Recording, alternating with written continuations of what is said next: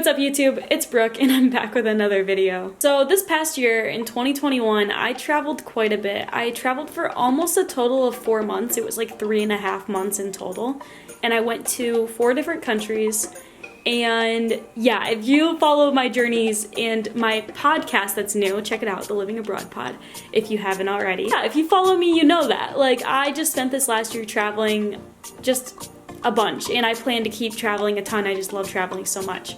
But right now I'm taking a break and I'm back at home for college, so I figured I would give you guys some travel tips while I'm off the road. So this week I'm going to be discussing the best travel apps in my opinion for you to get in 2022. These are apps that I'm going to be taking with me into my next travels and that have just done me nothing but good.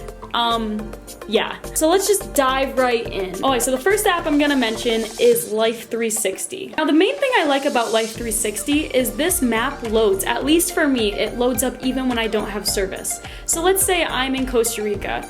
I can like zoom in to where I'm at if maybe I feel sketched out in an Uber or a taxi. I like to follow along with where I'm going to make sure I'm going the right way. And this map almost always loads up for me. The fortunate thing about Life 360 in my experience is that it doesn't update your friends and family on where you are until you have service again, and then it'll update that location. Another downer of Life 360 is it takes up a lot of battery life, and that's why I might get rid of it. It's the only one on this list that I might get rid of. But I do recommend having a tracking app because you never know what's going to happen when you're abroad, and it's nice to have your family and friends be able to find you if anything does happen. But yeah, I originally got Life 360. I had a handful of my friends on the app with me, and I also had my sister who kept up with me because it made my mom feel a lot more comfortable with me traveling alone. Okay, the next necessity to get is Uber. This is an obvious one, but I really recommend Uber because it's just a good app. If you do not know what Uber is somehow, it is basically an app that's like a taxi app. It helps you find rides. And Uber, sometimes I recommend this because even though you can find taxis when you're abroad or traveling, sometimes Uber is actually cheaper, and I like to check both before I decide if I'm gonna go with a taxi or an Uber. So I'll ask the taxi driver like what their rate is, and then I'll check Uber, and if Uber's cheaper, I'll just go with Uber. Or I might even bring it up to the taxi driver and show him like, hey, I could just book an Uber for $20 and you're charging me $30. Like, if you want to charge me $20, I'll like go with you right now. Next app is Hopper. Hopper is a flight / car rental / hotel app.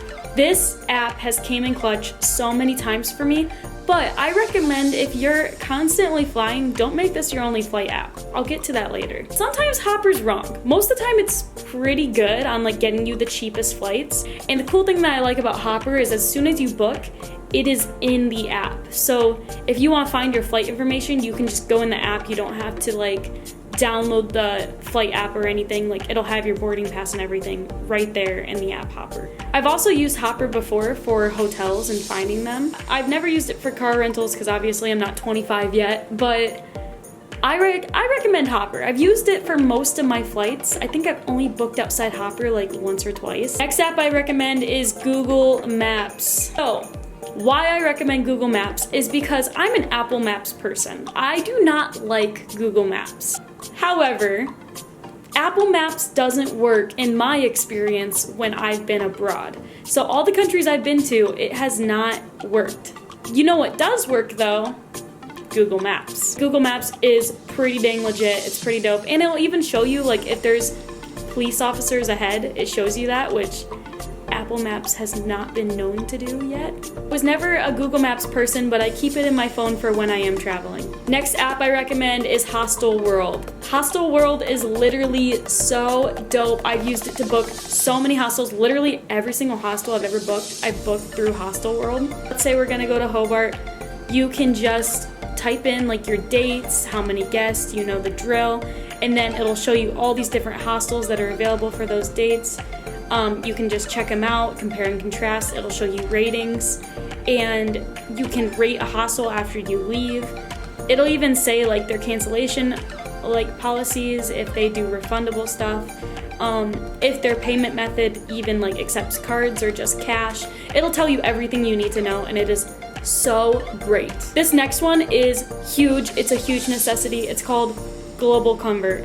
So this gives you currency changes. It works even when you don't have service or you're offline, which is so helpful. So let's say, just for the sake of this, I'll type in 600 colones, which is roughly $1. You can just type in, like, let's say someone says, oh, that'll be 15,000 colones. You type that in, that's $23. You know, it does the conversion right there, right then for you. And it's so convenient. I've used this literally on every single trip I've been on.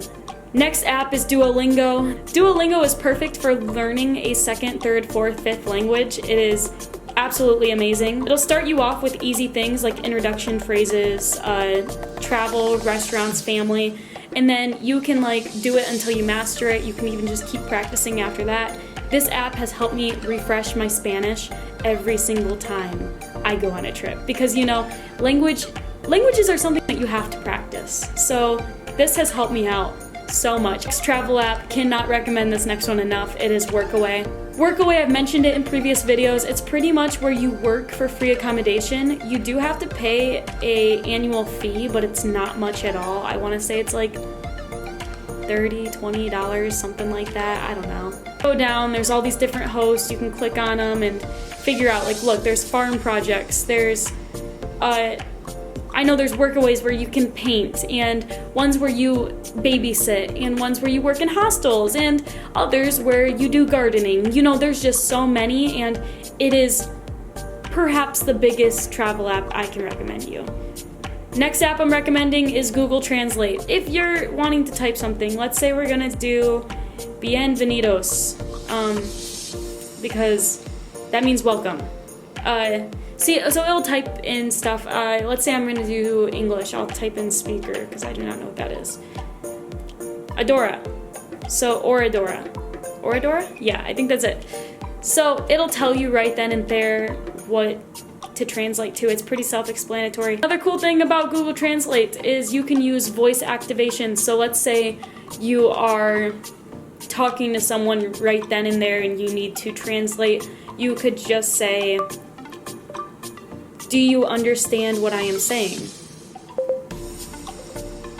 And hopefully it'll work. Yeah, and then I will show this to the person and it says, you know, do you understand what I am saying? But in Spanish for them. So you can have a conversation with someone right there, and that is so nice. Next app I'm recommending is Uber Eats. Uber Eats is so nice for when you just get to a spot and like new food that is around. Uber Eats is super nice for, you know, eating in. If you don't want to go out, maybe it's raining really bad or whatever, Uber Eats. It's pretty much every place I've been has had it. There is, like, of course, if you're in like a super small off the beaten path place, it probably is not going to have Uber Eats. Just like in the States, if you're in a super small town, it won't have Uber Eats, you know? But most places, if you're staying in a city, it's bound to have it, and it's so helpful for jet lag days where you just don't feel like going out, you don't know the area yet, and you're hungry. Next app I'm recommending is Gas Buddy. Gas Buddy is so nice. I use this more in the States than when I'm abroad because I don't really rent cars when I'm abroad. Perfect for road trips because it shows you the cheapest gas, like, around you. Next app I'm recommending is Groupon. Groupon is nice. I've used it more in the States as well, but it'll tell you like fun little day things that you want to do. Look, right here, Florida skydiving, Krispy Kreme donuts. Like, it'll just give you discounts on stuff that you can do. Look at this, dolphin discovery in Mexico and the Caribbean for $59. You know, it just gives you sweet deals that are just awesome. So it's like if you have a free day and you don't know what to do, Groupon is a nice app to have because it's like, okay, what's cheap and what's nearby. Next app I'm recommending is Turo. I personally have not used Turo yet, but I like the idea of it and I'm pretty sure it's legit. We're gonna say San Francisco in this case. We're just going all over the place in this video. So this is an app where you can rent people's cars. It's like a little bit like almost under the table, but it's nice if you're not 25 and you want to rent someone's car for like, you know, anywhere from a day to like a couple months. And they're super reasonable prices. So like, look here, the first one, it is $20 a day. That is extraordinary. Next travel app I'm recommending is Bird. So Bird is pretty much an app where you And they have all different types of apps like this, but it's when you're in like a bigger city and they have scooters that you can rent. Bird is one of the brands, and it's the main brand in Puerto Rico with their scooters. That's why I have it. So they're pretty much like these scooters that you can rent to go around the city. It's like 10 cents a minute or something. And yeah, you have to get an app and you pay through the app. Next app is All Trails. I love All Trails so much. I just typed in Tennessee. It would actually take your actual location and it'll show you like a trail. We'll just type on this first one. It says like 3.4 miles. It'll show you the map of it. It'll tell you the weather. This is literally the perfect app for any hikers out there. I love hiking so much, and if I ever find myself in a city or in a town with like a few hours to kill, I'll go to All Trails. I do this all the time, and I'll just look up the hiking trails nearby, and it'll even give you directions on how to get to it. And it is just so dope. This app is Airbnb. This is a basic one, but it is so nice for if you're in a city that doesn't have hostels. It might have Airbnbs. It's kind of bound to have at least one Airbnb. Bit more of an expensive way, but it doesn't always have to be expensive. I believe I rented an Airbnb, yeah, in Santiago in the Dominican Republic, $10 a night, but I could have swore it was more than that. I want to say, oh, actually, it was probably $29 a night. I want to say I spent $60 for the 2 days. So it doesn't have to be like super expensive. And Airbnbs are just so nice because you have the whole place to yourself. Even if it's like a small little apartment, it's cheaper most of the time than a hotel. And it gives you the privacy that a hostel sometimes doesn't give you if you're looking for more of a secluded vacation. Okay, this next app, cannot stress this one enough. I just love all these apps, but this one is so amazing. It's called Rome to Rio. This app shows you how to get from one place to the other. I was recently looking up Lake Atitlan to Guatemala City, and it'll show you how much it's gonna cost, how long the excursion is, and how to get there.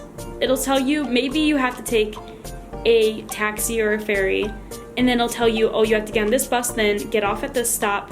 And it'll tell you like that bus is 2 hours, this next one is 18 minutes. Like, I love this app so much. I have used it for every single trip I've been on, and it has never done me dirty, knock on wood. Now this next app, I haven't personally used this one yet, but it's called MyStop, and it is super nice for if you're in the States and want to travel via bus. This next one is Skyscanner. So like I said in the beginning when I was talking about Hopper, don't make Hopper your only app. I learned that one the hard way, because sometimes Hopper doesn't give you the cheapest flights. Sometimes you have to look outside of Hopper, and even outside of Skyscanner if you want to find the cheapest of the cheapest flights. But I have booked with Skyscanner once. It's pretty cool. So we're gonna say we're gonna go from this place, wherever that is. Let's say we're gonna go to Knoxville to Honolulu. It'll look, and you have to give it like about 30 seconds. So right now it's scanning all of the airlines, and look at this. Tuesday, May 3rd, I just did round trip. I don't know exactly, or no, I did one way. So yeah, it'll tell you the third cheapest is $390. If we look up the cheapest, it's $384 with United Airlines. But then you can look at the itinerary. Maybe you don't want to do it because of long layovers or whatever. Save 10-hour layover, 11-hour layover. Layovers don't really bother me too much, but maybe that's a huge deal breaker for you, so you could keep looking. But Skyscanner is so nice because let's say I looked it up on Hopper, it might tell me that the cheapest flight is $500, but if you look on here sometimes, that one's only like $300 to $400. So it's kind of, I don't know. Stuff to consider is having more than one flight app is super helpful, so that way you can see if you're actually getting the best bang for your buck. This app I personally have not even signed up for it yet, but I think I'm gonna use it this summer if I ever need to. It's Couchsurfer, or is that it? Couchsurfing.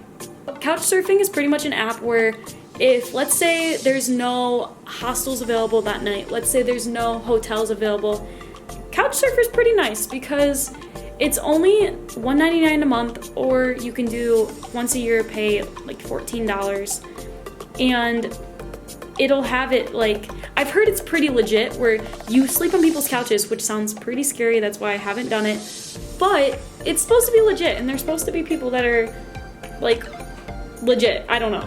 That is all of my travel recommendations to you. who may be traveling this year in 2022. So yeah, I hope that you guys enjoy, and like I said, if you have any recommendations on apps, maybe places to travel, maybe places, I don't know, just to go in general, then make sure to leave it in a comment below and I will be checking that out. I read every single comment. See you guys next time I see you guys with a brand new video.